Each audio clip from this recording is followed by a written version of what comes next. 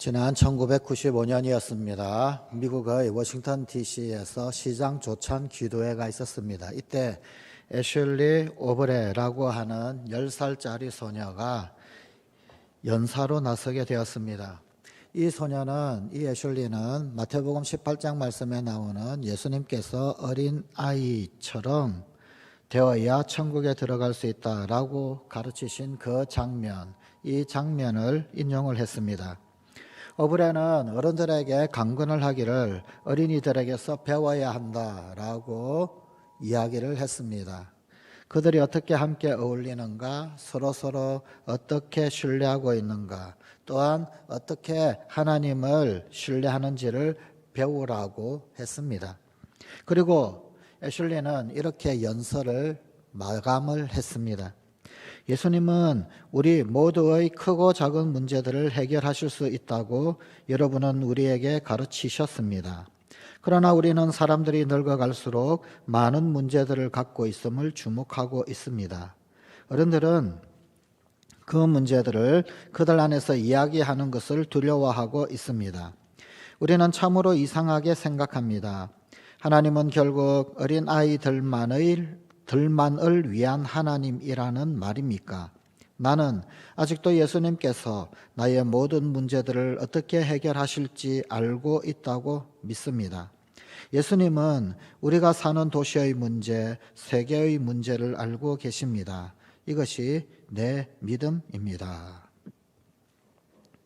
예수님께서 십자가의 고난을 당하시기 위하여 예루살렘으로 가고 계셨습니다. 그때 어느 한 마을에서 많은 부모님들이 자기 아이를 데리고 예수님 앞으로 나왔습니다.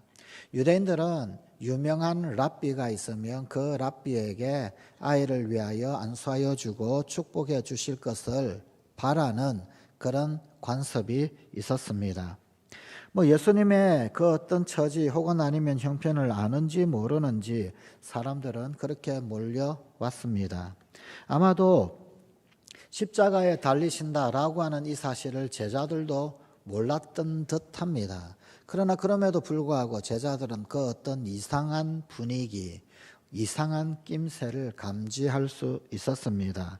아마도 주님께서 좀 단호하시고 뭔가 심상치 않은 분위기다, 이런 것들을 느꼈던 듯합니다.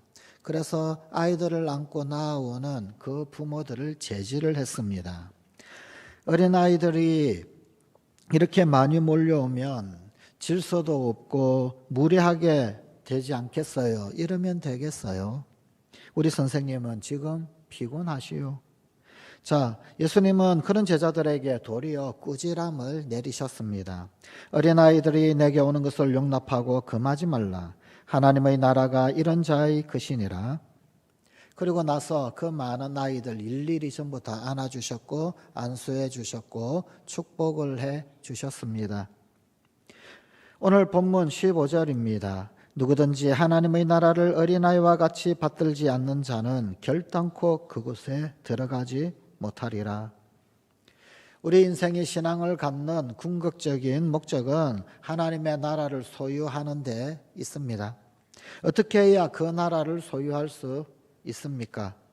예수님은 천국을 떠올릴 때마다 어린 아이들을 바라보라 라고 하십니다. 어린 아이와 같이 받들면 그 나라를 얻을 수 있습니다. 받는다 라고 하는 말, 받든다, 이 받든다 라고 하는 의미 도대체 무엇일까요? 원래 받들다 라고 하는 말로 사용된 이 헬라어 원어는 데코마이라고 하는 말이 사용되어져 있습니다.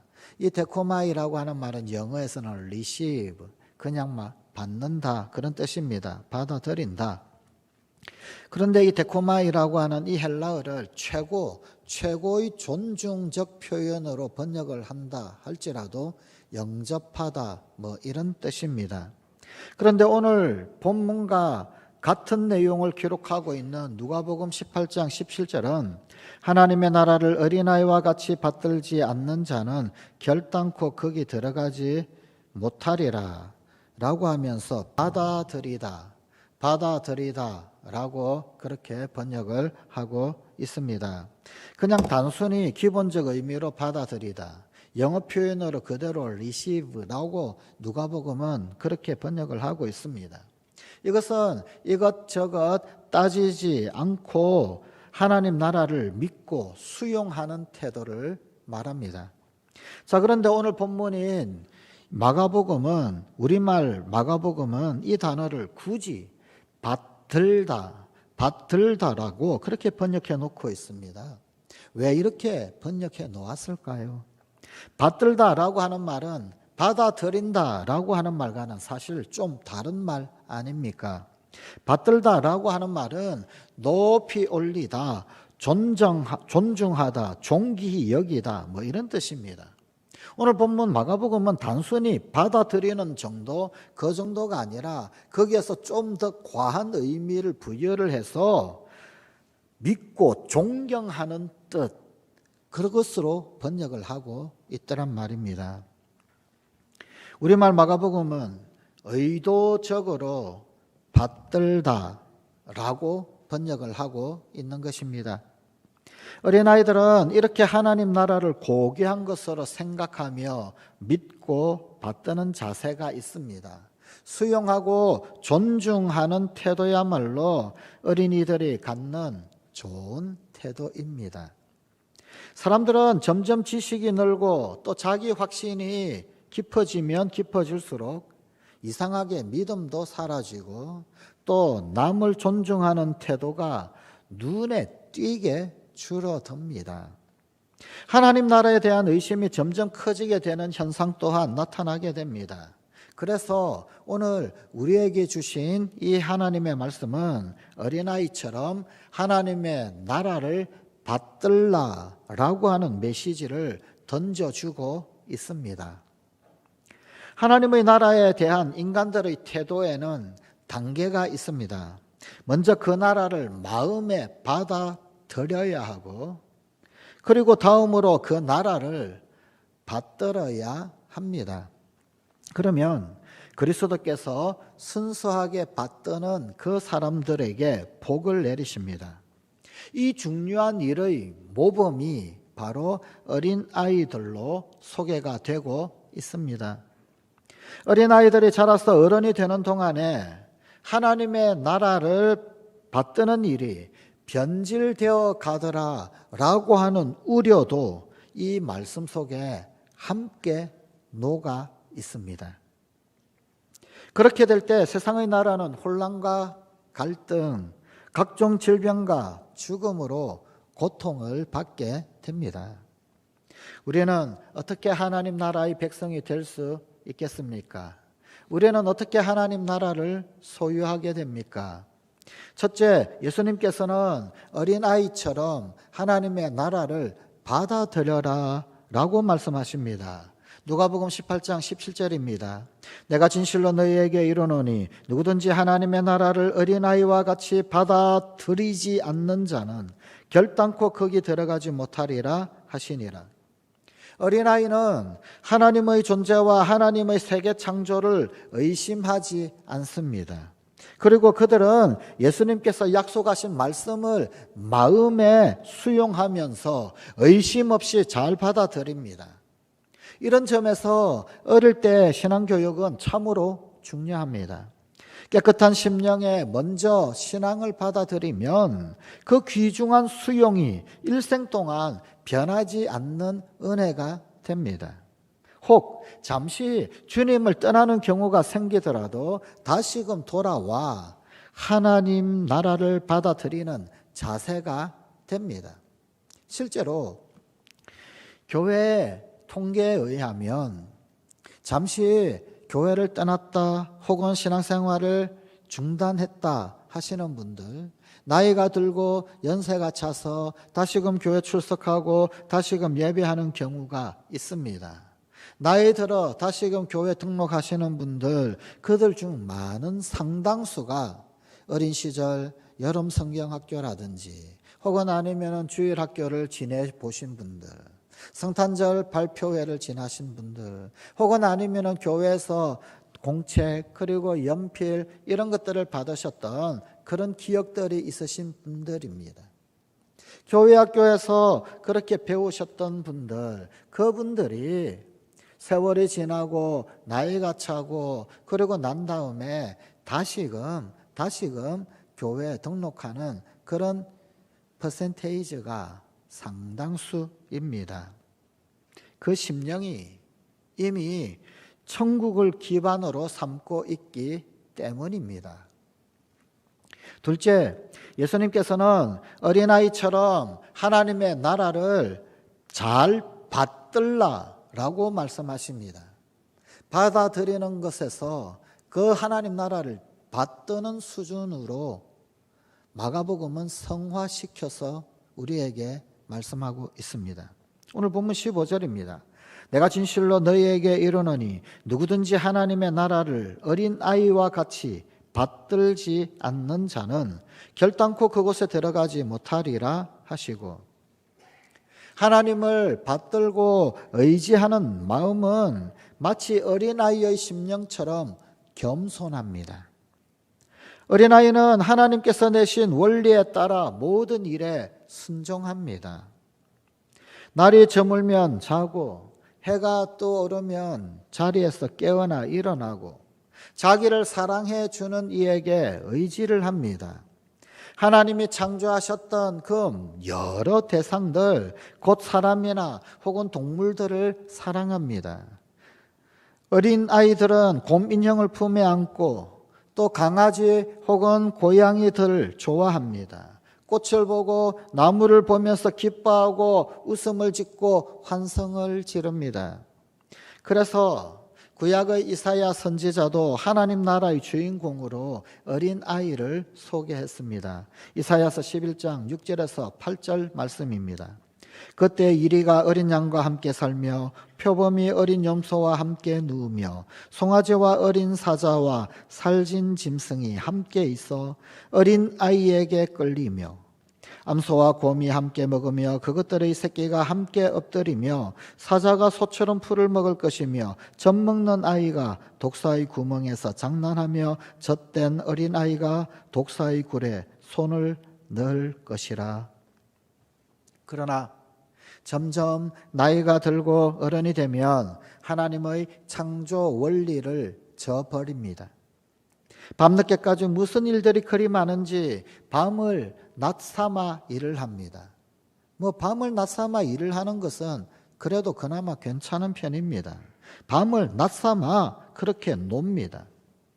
또 서로 사람들 사이에 견제를 하고 의심을 하며 순종과 겸손 대신에 다툼과 교만으로 갈등을 불러 일으킵니다. 하나님의 나라를 받드는 원래 우리의 모습을 회복해야 합니다. 셋째, 예수님께서는 어린아이처럼 순수한 사람들을 품에 안고 복을 내려주십니다. 본문 16절입니다. 그 어린 아이들을 안고 그들 위에 안수하시고 축복하시니라. 인간들은 자신의 이익을 위해 하나님의 창조적 배려를 받들지 못하고 큰 거역을 행하고 있습니다. 지금 우리 인류를 극심한 고통으로 몰아넣는 이 코로나19는 무슨 교훈을 주고 있습니까? 코로나 바이러스는 중증 급성호흡기 증후군, 사스로 우리에게 더 많이 알려져 있죠. 또 혹은 중동호흡기 증후군, 메르스로 더 많이 알려져 있는 사스나 메르스와 같은 계열의 바이러스라고 합니다. 아데노 바이러스, 리노 바이러스와 함께 사람에게 감기를 일으키는 3대 바이러스 중 하나라고 합니다. 최근 발생한 이 신종 코로나 바이러스에 대해 어떤 동물로부터 해서 사람으로까지 어떤 단계를 거쳐서 옮겨졌을 가능성을 보고 있습니다. 소위 수인성 감염병이라고 그렇게 보고 있습니다. 하지만 정확한 원인, 그것은 아직 검증되지는 않았다고 합니다. 다만 현재로서는 그 유력한 동물이 박쥐가 아니겠는가. 박쥐가 유력한 것으로 그렇게 여겨지고 있다고 합니다. 박쥐에게서 뱀으로 혹은 이 천상갑 그 외 등등등. 자, 그런데 최근 지난 4월 중순이었습니다. 코로나 팬데믹의 원인이 기후변화에 있다라고 하는 그런 주장 또한 나왔습니다. 기후변화로 코로나 숙주로 여겨지는 이 박쥐의 서식지가 열대지방에서부터 온대지방, 특별히 중국 남부 온대지방까지 확대되었고, 이 박쥐가 사람과 접촉하면서 코로나 바이러스를 전파했다라는 것입니다. 이에 대하여 우리나라의 최재천 이화여대 석좌 교수도 최근 100년간 온대 지역에 40곳 이상의 박쥐 서식지가 새로 생겨났는데, 온대 지역은 인구 밀도가 높아 인간과 접촉할 가능성이 크다라고 그렇게 발표를 했습니다. 뿐만 아니라 기후변화는 코로나 발생의 여러 원인 중 분명한 하나이다 라고 그렇게 말했습니다. 사실 우리 인류는 그동안 하나님이 만드신 창조 세계에 대하여 그리 주목하지 않았던 것 또한 사실입니다. 경제에 더 많은 관심을 가지고요, 또한 과학 혹은 기술 발전을 최우선적 가치로 삼아서 자연계든 인문계든 간에 진화적 사고에 함몰되어서 하나님께서 주신 창조 세계를 아주 우습게 여겼습니다. 진화론적 사고가 뭔가 메리트가 있고, 진화적 사고를 해야만 발전이 있는 듯하고, 진화적 사고를 해야만 기술계든 자연계든 혹은 아니면은 우리 사회 문화적인 어떤 제반 부분이든 모두 그럴듯한 발전을 이루어가는 그런 것이라고 쉽게 단정짓고 그렇게 생각하고 여겨왔었습니다. 그러나 이제 곳곳에서 우리 인류가 저지른 자만의 결과에 경고등이 켜지고 있는 것을 목격하고 있습니다. 불과 몇 년 전에 유행했던 신종플루, 우리가 똑똑히 기억하고 있지 않습니까? 그동안 경험하지 못한 전혀 새로운 종류의 인플루엔자다라고 해서 신종플루, 신종인플루엔자라고 불렀지만 사실은 돼지 독감으로 그렇게 불렀었습니다. 멕시코에서 돼지를 기르던 사람에게서 병이 생겨나 사람 사이에 전염이 시작되었습니다. 역시 수인성 감염병이지요. 사람들의 먹을 것에 대한 과도한 욕심에서 조류 인플루엔자, 닭, 오리, 그 외 등등등, 또 소외, 또 거기에 연이어 돼지에게 거기에서 또 질병이 시작되고 그러했던 것입니다. 돼지를 그 한 마리라도 더 살찌워서 도살하려고 좁은 축사에서 과도하게 사료를 주고 항생제를 사용합니다. 돼지가 받는 그 스트레스가 극심하여 신형 바이러스가 발생하고 이내 사람에게 옮겨졌던 것이었습니다. 패턴이 예전이나 지금이나 거의 유사하지요. 이제는 하나님의 창조 섭리 앞에 어린아이처럼 겸손해져야 할 때입니다. 이만큼 겪고도, 계속해서 반복해서 이만큼 겪고도, 그러고도 그저 인류의 발전에만 희망을 건다면 그건 바보입니다. 하나님의 법칙을 순종하지 않음으로써 이런 위기를 스스로 자초하고 말았습니다. 그러나 예수님께서는 창조의 섭리에 순종하며 순수한 마음으로 주 앞에 나오는 어린 아이와 같은 인생들을 품에 안으시고 복을 내려 주십니다. 하루에 도축되는 소, 돼지, 닭 등등등 우리나라 안에서만도 수십만 마리에 달한다고 합니다. 그렇게 도살한 것들이 변종 바이러스를 내고 있습니다. 정말 큰 교훈으로 받아들여야 할 일입니다. 전염병이라고 한다면 빼놓지 아니하고 회자되는 1340년대에 발생했던, 그래서 온 유럽을 뒤흔들고 유럽 인구의 3분의 1을 사망으로 몰아갔던 패스트, 흑사병을 논하지 않을 수 없지요. 사람이 죽어갈 때 걸리면 피부가 검은색으로 변하여서 죽는다. 그래야 흑사병, 검게 죽는 병이라고 이름을 붙였습니다. 이 패스트는 물론 크고 작은 유행이 있었지만 무려 400년 동안 지속이 되어졌고 창궐했었습니다. 이것은 쥐들이 패스트균의 숙주로서 사람에게 옮겼던 그러한 역시 수인성 감염병인데, 그런데 이 패스트가 창궐했던 그때 우리 인류가 무엇을 했었느냐? 사실은 문예 부흥이다, 르네상스다라고 해서 좀 비약적인 어떤 사상적 혹은 제도적 혹은 이 문명적 발전을 이루는 그런 때였었습니다.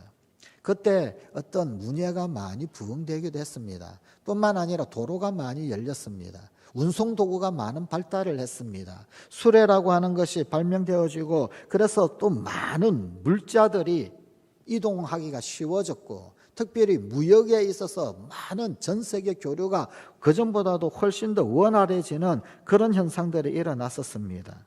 그런데 그렇게 인류의 어떤 발전과 함께 발전했던 것이 참 교묘한 죄악들의 발전이 묘하게 함께 일어나더라는 거예요. 유럽 사회 가운데서 굉장히 성병이 많이 돌았던 때, 그때가 참으로 묘하게도 이 흑사병이 돌던 그때하고 겹칩니다.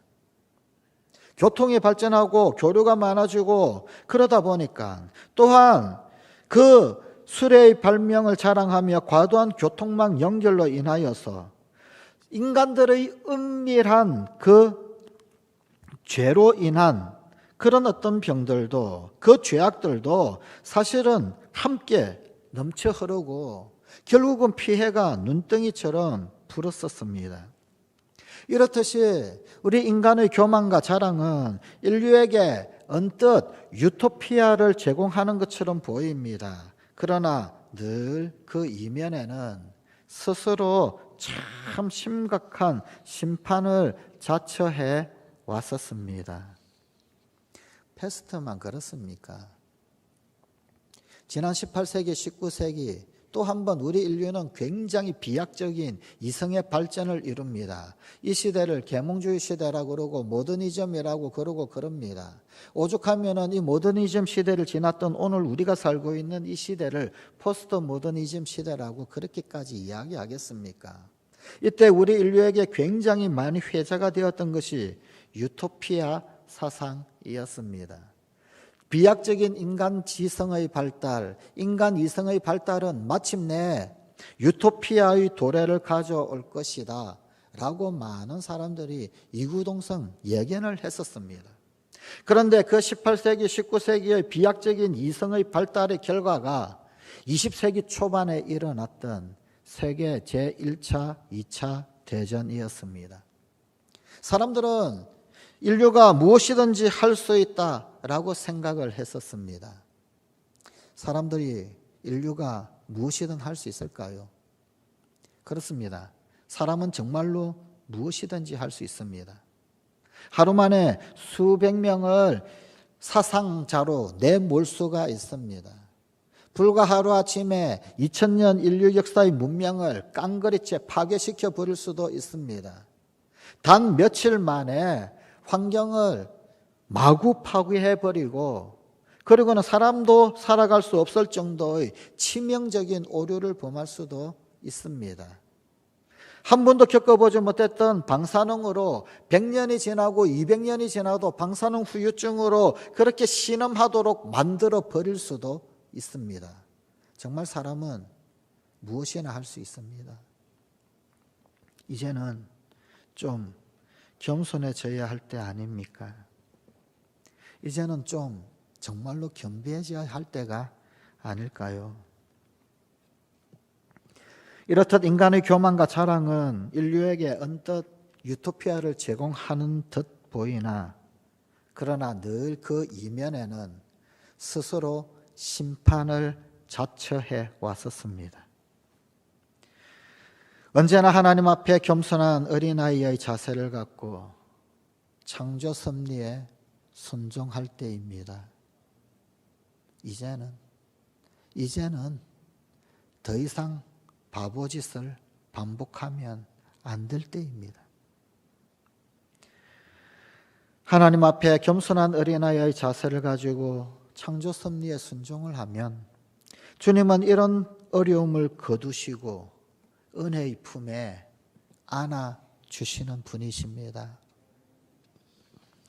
하나님의 나라를 어린아이와 같이 받들라라고 하는 교훈을 받습니다. 교활하고 이기적인 곳에는 어린아이의 순진함이 없고 하나님의 은혜도 임하지 않습니다. 멕시코의 그 돼지 사육 농장, 사실은 그 주인이 다른 나라 사람들, 다른 나라의 부자들의 소유 시설이라고 밝혀졌었습니다. 값이 싸고 비위생적인 땅을 택하여서 돈을 많이 벌려는 탐욕의 결과가 그렇게 오히려 인류의 뒤통수를 쳤었던 것입니다. 이것이 어찌 어린아이의 마음이겠으며 인간의 탐욕을 위한 사육과 도축이 어찌 하나님께서 기뻐하실 일이겠습니까? 이제 하나님 앞에 순진해야 할 때입니다. 성관가족 여러분, 마음을 어린아이처럼 비우고 예수님 앞에 나아가십시다. 세상이 우리를 향해 순진한 바보라고 비웃을지라도 하나님의 나라를 소유하려는 목표를 세운 사람들답게 주님의 인정을 바라며 어린아이처럼 그분 앞에 서십시오. 주님께서는 하나님의 나라를 어린아이와 같이 받드는 우리를 품에 안고 복을 내려 주실 것입니다. 기도하십시다. 하나님, 작년, 올해 어쩌면 가장 썰썰한 어린이 주일을 교회가 보내고 있습니다. 하나님께서 참으로 기뻐하시고 우리 주는 예수님께서 품에 안으시고 안수하며 복을 비셨던 그 어린아이들, 그들에게 하나님의 나라가 서려 있고 그들을 통해 하나님 나라를 보라고 일러주셨던 그들의 웃음이 점점점 우리 귀에서 사라지고 있는 이 현실들, 이제는 가던 길 잠시 멈추고 눈을 들어 우리 주님 우러랑망하며 하나님 나라 그 백성 되는, 하나님 나라를 소유하는, 하나님 나라를 살아가는 우리네 인생들의 여정이 되게 하여 주시옵소서. 우리 사랑하는 성관 가족들, 하나님 나라를 받아들일 뿐만 아니라 정말 소중하고 귀중한 것으로 받들고, 그러므로 이 세상이 아니라 하나님 부어주시는 비교할 수 없는 지극하신 복록으로 살아가는 우리 성관 가족들이 되게 하여 주시옵소서. 예수님 이름으로 기도드리옵나이다. 아멘.